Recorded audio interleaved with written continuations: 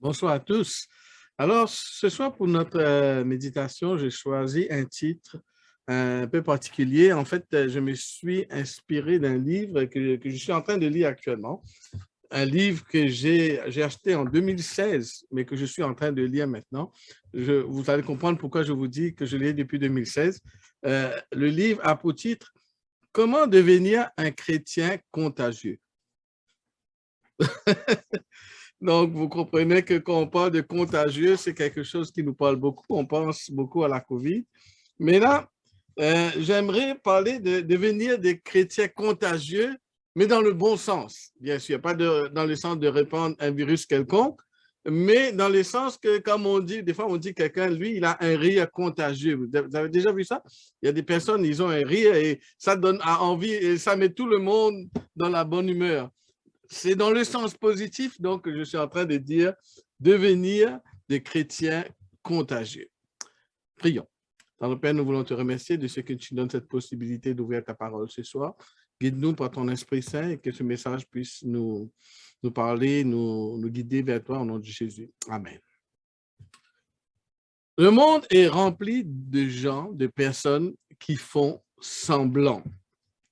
Et nous verrons donc ce soir ce qu'il faut faire justement pour nous, pour devenir des chrétiens contagieux, contagieux dans le bon sens. Je disais donc que le monde est rempli de gens qui font semblant. Il y a une histoire que j'ai lue récemment, il parle d'une personne, cela se passe pendant la Deuxième Guerre mondiale. Il s'agit donc d'une personne qui venait d'être nommée colonel. Et là, il était en train de s'aménager dans son nouveau bureau, un bureau de fortune qu'on avait organisé, construit pour lui. Et alors qu'il était en train de s'organiser pour prendre place dans son bureau, il y a un soldat qui se présentant à la porte avec une boîte d'outils à la main. Alors, la personne, donc ce colonel plutôt qui venait d'être nommé, alors il voulait comme faire une impression sur le jeune soldat qui venait d'entrer dans son bureau. Alors, il prit le téléphone et il commença à parler. Il dit, « Oui, général Swakov, bien sûr, je pense comme vous. » Il a commencé une conversation. C'est une excellente idée. Je vous soutiens dedans. Et puis, il a continué sa conversation et puis il a raccroché. Et il s'est tourné vers le jeune homme pour lui dire, donc, pour la raison de sa visite. Et le jeune homme lui a dit, il était plutôt gêné. Il dit, je suis venu pour brancher le téléphone. Donc, il était venu pour brancher le téléphone. Le monde est rempli de personnes qui font semblant. Vous voyez ce que je veux dire? Mais ce qui est triste, c'est que des fois, dans l'Église, il y en a aussi qui font semblant. Et c'est pour cela que nous allons voir ce que cela prend, ce que cela veut dire pour nous d'être des chrétiens contagieux. Maintenant, pourquoi devons-nous être des chrétiens contagieux? D'abord parce que chaque âme est précieuse aux yeux de Dieu. Chaque âme est précieuse aux yeux de Dieu. Donc, quand nous contemplons, quand nous considérons le plan du salut et quand nous considérons jusqu'où Jésus est allé pour rendre ce plan du salut possible, pour nous sauver, pouvons-nous rester, je veux dire, indifférents à cela? Nous comprenons que nous sommes investis d'une mission. Alors, donc, nous allons y aller. Que signifie devenir un chrétien contagieux? Nous allons voir quelques pistes de réflexion. Je ne prétends pas épuiser le sujet ce soir, mais on aura quelques pistes de réflexion. D'abord, Matthieu, le chapitre 5. Je vous invite à ouvrir vos Bibles avec moi dans Matthieu, le chapitre 5. Et nous allons voir un texte très connu. Alors, Matthieu, le chapitre 5, et nous lirons le verset 13. OK? Texte que vous connaissez très bien. C'est Jésus qui parle ici, Matthieu, chapitre 5, verset 13. Il dit quoi? Vous êtes le sel de la terre. Vous êtes le sel de la terre. On pourrait donner différentes particularités au sel, différentes fonctions que le sel a, mais je voudrais faire ressortir 3 choses à propos du sel. D'abord, le sel relève le goût. Le sel donne du goût à l'aliment. Hein, vous mangez, si quelqu'un fait un repas et que la personne a oublié de mettre le sel, et vous allez vous rendre compte qu'il y a quelque chose qui manque. Ça ne fonctionne pas. Le sel donne du goût. Deuxièmement, le sel conserve. On sait qu'à une époque où, aujourd'hui, on a nous tous un frigo à la maison pour conserver la nourriture. À une époque où on n'avait pas ce genre de choses, on n'avait pas un frigo pour conserver la nourriture, les gens utilisaient le sel pour conserver des aliments. On l'enrobait avec du sel et ça pouvait le conserver pendant pas mal de temps. Et puis, troisièmement, ça, on le sait tous, le sel donne soif. Le sel donne soif. Donc, quand les chrétiens vivent en accord avec le Saint-Esprit, lorsqu'ils sont remplis du Saint-Esprit, ils sont remplis de paix et de joie. Et cette paix et cette joie qu'ils ont, cela autour d'eux, ça donne une image de quelque chose de beau que les gens ont envie de posséder aussi. Et ça donne aux gens la soif d'avoir cette paix et cette joie. Et c'est ainsi qu'on devient un chrétien contagieux. On donne envie, on donne soif aux gens d'avoir cette paix, cette joie que nous possédons en Jésus. Alors, je lis dans le livre que je vous ai mentionné, je vais vous lire un extrait ici à la page 51. Je lis ceci. Quand les chrétiens expriment leur foi avec authenticité et assurance, ils relèvent le goût d'une assiette de soupe plutôt fade. Ils surprennent leur entourage, le dérangent. Ils mettent les autres au défi avec leurs points de vue radicaux. Ils chamboulent quelques projets par-ci, par-là. Bref, ils mettent du piment dans la vie de ceux qui les entourent. De plus, quand les croyants sincères, quand les croyants mènent des vies qui honorent Jésus, ils freinent le déclin moral de la société. Le sel conserve, rappelez-vous. Lorsque les chrétiens honorent le Seigneur, il se sert d'eux pour endiguer le raz-de-marée de corruption qui menace de submerger le monde. Donc, le sel relève le goût, le sel conserve, le sel donne soif. Mais seul Jésus peut vraiment apaiser cette soif. Quand on dit que les chrétiens donnent à travers leur vie, ils donnent soif, mais en même temps, leur but, c'est de pointer du doigt, de diriger l'attention vers Jésus, qui est le seul qui peut satisfaire cette soif. Rappelez-vous la conversation que Jésus a eue avec la femme samaritaine. On va le lire très rapidement. Nous allons partir dans Jean, le chapitre 4. Jean, le chapitre 4. Texte que vous connaissez. On ne va pas lire tout le texte, mais juste une partie. Je lirai à partir du verset 10. Jean, chapitre 4, je lis à partir du verset 10. Jésus lui répondit, « Si tu connaissais le don de Dieu et c'est lui qui te dit, donne-moi à boire, tu lui aurais toi-même demandé à boire et il t'aurait donné de l'eau vive. Seigneur, lui dit la femme, tu n'as rien pour puiser et le puits est profond. D'où aurais-tu donc cette eau vive? Es-tu plus grand que notre père Jacob? » Et là, je continue plus bas, verset 13. Jésus lui répondit, « Quiconque boit de cette eau aura encore soif, mais celui qui boira de l'eau que je lui donnerai n'aura jamais soif. Et l'eau que je lui donnerai deviendra en lui une source d'eau qui jaillira jusque dans la vie éternelle. » L'eau de la vie que Jésus seul peut donner.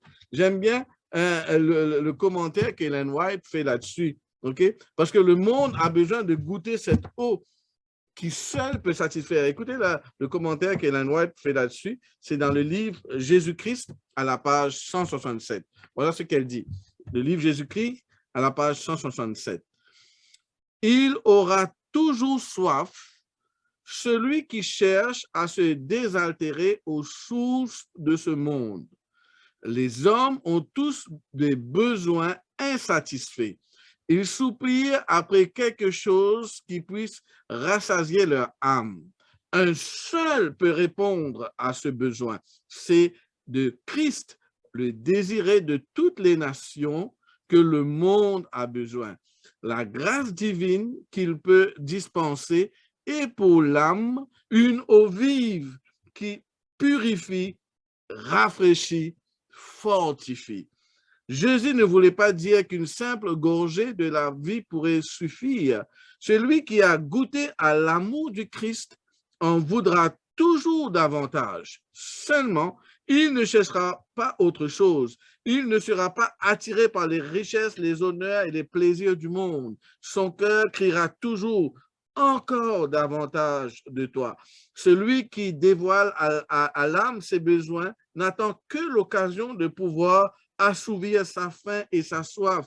Toutes les ressources humaines s'épuiseront, les citernes se videront, les étangs se dessécheront, mais notre Rédempteur est une source intarissable. On peut boire encore sans jamais l'épuiser. Celui en qui le Christ demeure a au-dedans de lui une source de bénédiction, une source d'eau qui jaillira jusque dans la vie éternelle. Une source, à cette source, il peut puiser force et grâce pour tous ses besoins. Amen. Voilà ce que Jésus promet. Voilà l'eau que le monde a besoin. Mais nous, en tant que chrétiens contagieux, nous devons leur donner cette envie de cette eau. Nous devons, en tant que sel de la terre, leur donner cette soif. Maintenant, vous êtes le sel de la terre, nous sommes le sel de la terre, dit la Bible. Pour avoir le maximum d'impact dans la vie des gens, parce que c'est de cela qu'il est question, d'être le sel de la terre, d'avoir un impact dans la vie des gens, ce qui est nécessaire, on a besoin d'une proximité. On a besoin d'être proche des gens. D'ailleurs, c'est la méthode du Christ. Hein? Vous savez, la méthode du Christ pour sauver les âmes. Que dit Ellen White là-dessus, parlant de Jésus-Christ? Il se mêlait aux hommes. Il se mêlait aux hommes pour leur faire du bien. Jésus était proche d'eux. Jésus était toujours proche des gens. C'est cela être le sel de la terre. Si nous voulons que le monde soit touché par notre style de vie, par l'amour de Christ, par la grâce de Dieu que nous avons expérimenté, il est question, il est besoin d'être de cette proximité. Donc, ça, c'est le premier aspect. Ce que signifie être un chrétien contagieux, c'est d'être le sel de la terre. Deuxièmement, le verset suivant, je retourne dans Matthieu chapitre 5. Je vous invite à ouvrir votre Bible à nouveau. On va lire le verset suivant, Matthieu le chapitre 5.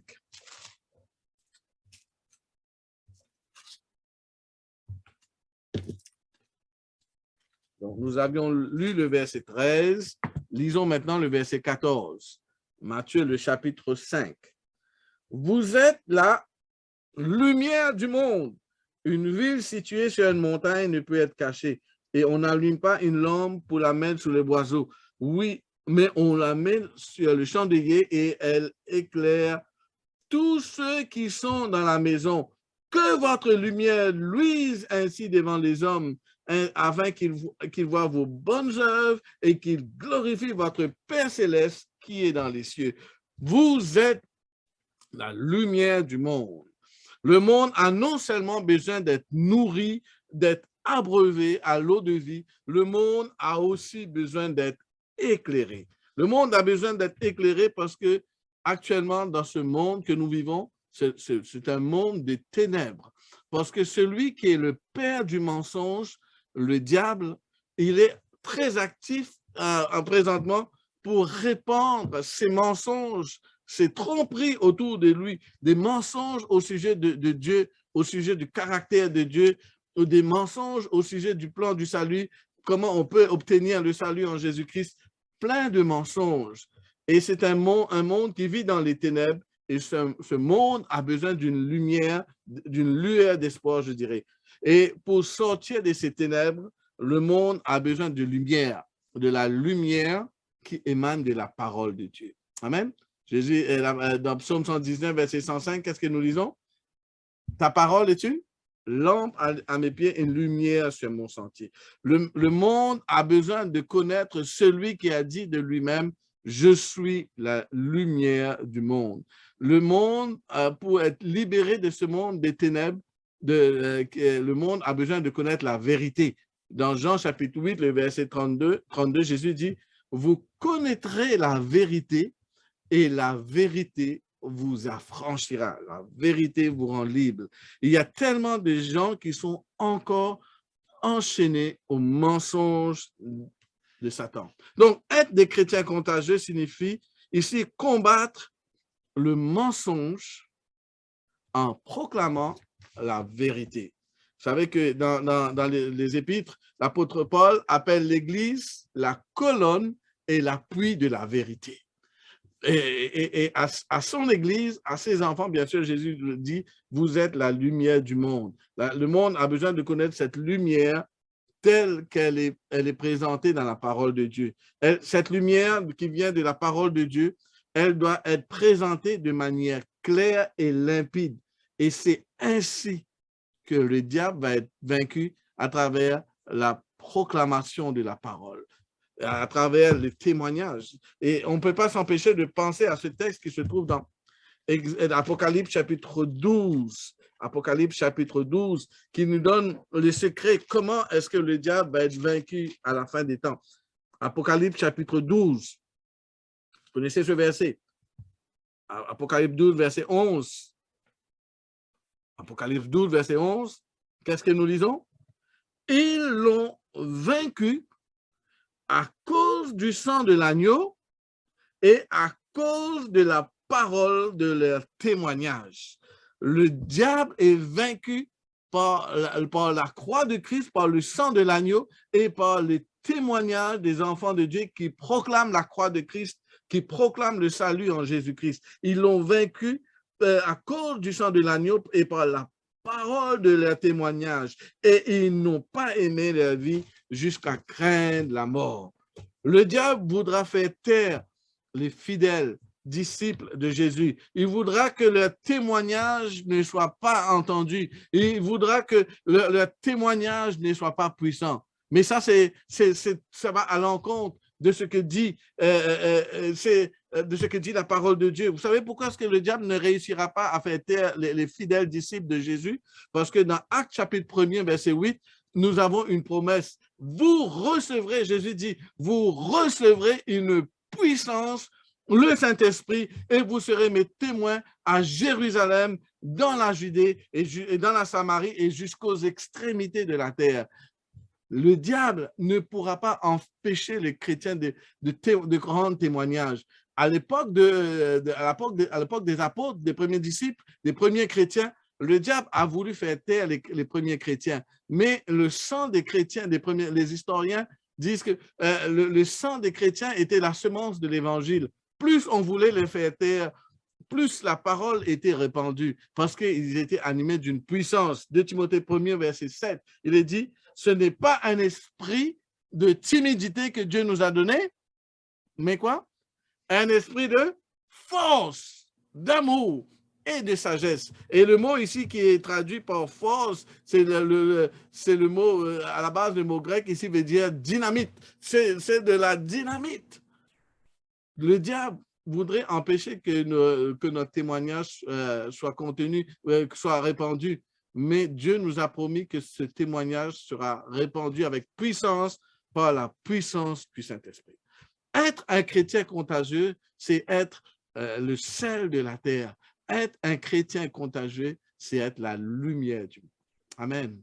Je voudrais prendre un troisième, je vous prendrai juste 3, donc ce soir. Donc la troisième chose qui va faire que nous allons être des chrétiens contagieux, c'est, on va appeler ça l'attrait, en tout cas dans le livre, il appelle comme ça, l'attrait de l'authenticité. Être un chrétien contagieux veut aussi dire être authentique. Être authentique, être des chrétiens authentiques. C'est tout le contraire de faire semblant. C'est être réel, être vrai. Vous savez que Jésus avait en horreur l'hypocrisie. Parmi les paroles, Jésus, on est habitué avec Jésus qui dit toujours des paroles très aimantes, très douces, très agréables, encourageantes pour les pécheurs. Mais parmi les paroles les plus dures qu'on connaît de Jésus, c'est quand Jésus va condamner l'hypocrisie des pharisiens. Il les appelle des tombeaux blanchis et race de vipères. C'est les paroles les plus dures parce que Jésus condamne l'hypocrisie. Et le seul moment où Jésus, qu'on connaît, qui est habitué à bénir, le seul moment où Jésus va maudire quelque chose, c'est quand il va maudire le figuier. Et ça, c'était une parabole pour symboliser le peuple juif qui donnait l'apparence de porter du fruit, mais qui, au final, il n'en était rien. C'est une autre forme d'hypocrisie. C'est pour dire que c'est quelque chose que Dieu prend très au sérieux. Quelqu'un écrit, même s'ils ne le disent pas ouvertement, la plupart des gens n'auront aucune envie de donner leur vie à Christ s'ils ne voient pas les chrétiens qu'ils connaissent vivre de façon attractive et conséquente. Le problème, c'est que souvent, un des grands obstacles à l'évangile, c'est souvent des fois les chrétiens, parce qu'ils portent le nom de chrétien. Et quand il y a une personne qui porte le nom de chrétien, mais leur vie, c'est tout le contraire. Les autres qui voient ça, ils se disent, si c'est ça être chrétien, ben, je préfère rester là où je suis. C'est tout le contraire d'être des chrétiens authentiques.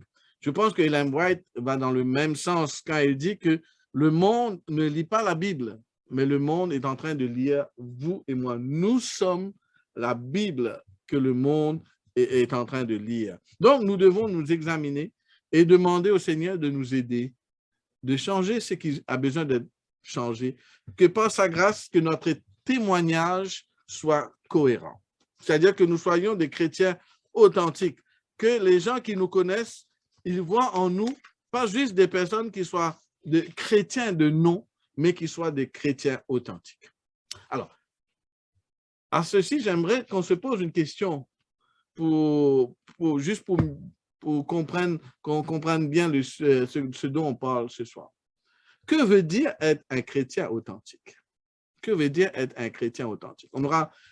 C'est sûr qu'être un chrétien authentique veut dire que notre témoignage soit en accord avec notre vie, je veux dire avec ce que nous prêchons, nous puissions vivre ce que nous prêchons. C'est être un chrétien authentique. C'est tout le contraire d'être un chrétien qui fait semblant. Mais mis à part cela, j'aimerais juste ajouter 4 points ce que veut dire être un chrétien authentique, que j'ai encore une fois puisé dans ce livre, mais que je trouvais que ça vaut la peine d'en parler. Juste je trouve que les points que l'auteur avance ici, 4 points que veut dire être un chrétien authentique, à part le fait d'être fidèle à notre témoignage chrétien, 4 points qu'il dit. D'abord, c'est être simplement soi-même. Deuxièmement, être vrai intérieurement. Troisièmement, admettre franchement ses échecs, admettre franchement nos échecs. Et quatrièmement, vivre selon nos convictions. D'accord. Maintenant, qu'est-ce que ça veut dire? Je ne fais qu'énumérer, mais j'aimerais partager avec vous un peu plus en profondeur qu'est-ce que cela veut dire. Qu'est-ce que cela veut dire être simplement vous-même, être simplement moi-même? L'unité ne veut pas dire l'uniformité. D'accord? Ça veut dire que chacun d'entre vous, moi, vous, nous sommes tous des personnes à part entière avec des traits de caractère, des personnalités. Être un chrétien authentique ne veut pas dire que nous allons tous devenir comme nous sommes tous sortis du même moule. Nous avons notre personnalité. Être un chrétien authentique ne va pas à l'encontre de cela. Voilà ce que dit l'auteur ici. Voulez-vous être un chrétien contagieux? Cessez de vous excuser pour la personnalité que Dieu vous a donnée. Arrêtez d'essayer d'aller à l'encontre de votre individualité. Ne tentez plus de vous glisser dans le moule de quelqu'un d'autre sous le prétexte que c'est ainsi qu'un bon chrétien devrait être. Ce n'est pas le plan d'action que Dieu a prévu pour vous. En réalité, dans le kaléidoscope de la famille de Dieu, il y a de la place pour tous les dons et tous les tempéraments. Amen. Nous sommes tous des gens différents, nous avons tous des tempéraments différents. C'est pas mal d'être différent. C'est pas un péché d'être différent. Nous sommes différents. C'est une richesse. OK? Je continue. Peut-être le Seigneur vous a-t-il donné une immense bonté, une patience d'ange, une sagesse hors du commun, la capacité d'aimer l'aventure ou de bien supporter la solitude. Et quelque part dans votre communauté, il y a probablement une personne en recherche qui est tout près du salut, mais qui a besoin d'entrer en contact avec une personne exactement comme vous, avec votre personnalité, votre tempérament, vos passions, vos centres d'intérêt. Si elle peut voir comment Dieu vit et agit en vous, ce sera peut-être suffisant pour lui faire franchir le cap décisif. Wow, je trouve que c'est beau ça. Être chrétien ne veut pas dire perdre notre individualité. On peut être un chrétien authentique et garder notre individualité, être nous-mêmes, mais une meilleure, je dirais, une meilleure version de nous-mêmes par la grâce de Dieu. Le deuxième, il dit être vrai intérieurement. Être vrai intérieurement. C'est-à-dire, c'est d'être capable, d'être prêt à exprimer nos sentiments. Ne pas avoir peur d'exprimer nos sentiments. Et là, nous pouvons penser à une expérience dans la vie de Jésus. À un moment donné, on connaît l'histoire dans la vie de Jésus, il y a un moment donné où Jésus va apprendre la nouvelle que Lazare était malade et puis par la suite que Lazare était mort. Donc, il va se rendre, après 4 jours, il va se rendre là où on a enterré Lazare. Mais là, Jésus va faire quelque chose. D'ailleurs, c'est le verset le plus court de la Bible. Le texte nous dit que Jésus pleura. Jésus pleura. Même si après, par la suite, il va ressusciter Lazare, mais Jésus va pleurer devant tout le monde. Il ne va pas avoir peur de montrer ses émotions. Être chrétien, ça ne veut pas dire que nous n'avons pas des émotions. OK? Et là, je lis, il dit ceci. Savez-vous que ce que les personnes recherchent ont besoin de voir en vous plus que vos yeux secs et vos sourires factices, pardon. Elles ont besoin de vous voir, vous débattre avec votre peur, votre colère, votre jalousie, votre désarroi et vous entendre en parler ouvertement, d'observer votre foi à l'œuvre sans que vous niez les réalités quotidiennes de votre vie. Quand j'ai lu ça, ça me fait penser à pas mal de personnages de la Bible. Quand on lit plusieurs personnages de la Bible, souvent on leur voit en proie au doute. Jean-Baptiste, dans sa prison, Jean-Baptiste, c'est lui qui a annoncé le précurseur de Jésus. Il a demandé, écoute, envoyer ses disciples pour dire de sa prison, est-ce toi qui es le Messie ou devons-nous en attendre un autre? Il a eu ces moments de doute. Élie, après le Carmel, sous le jeûner, il demanda la mort. Vous lisez les psaumes de David, vous voyez que c'est David qui exprime parfois ses frustrations, ses colères, ses joies, ses peines, toutes ses émotions. Être un chrétien authentique, ça ne veut pas dire que nous devons cacher aux autres que nous aussi, nous avons des combats. On a des combats, on a des luttes, on a des émotions, on a aussi des moments de doute. Ça fait partie de ce que nous-mêmes, ça ne renie pas notre foi, mais de montrer comment, à travers toutes ces émotions, comment Jésus m'aide à traverser les moments difficiles, ma vallée de l'ombre de la mort.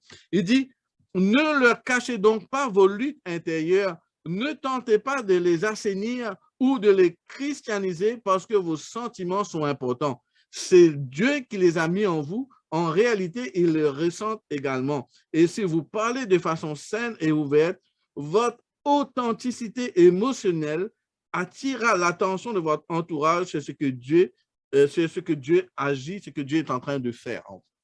La réalité de nos émotions. Troisièmement, admettre franchement nos échecs.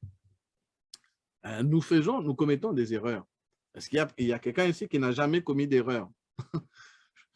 Nous commettons tous des erreurs. Et n'ayons pas peur de les reconnaître. Okay? Il dit que la base d'un christianisme puissant, c'est de prendre au sérieux les directives de la Bible, de reconnaître humblement nos fautes.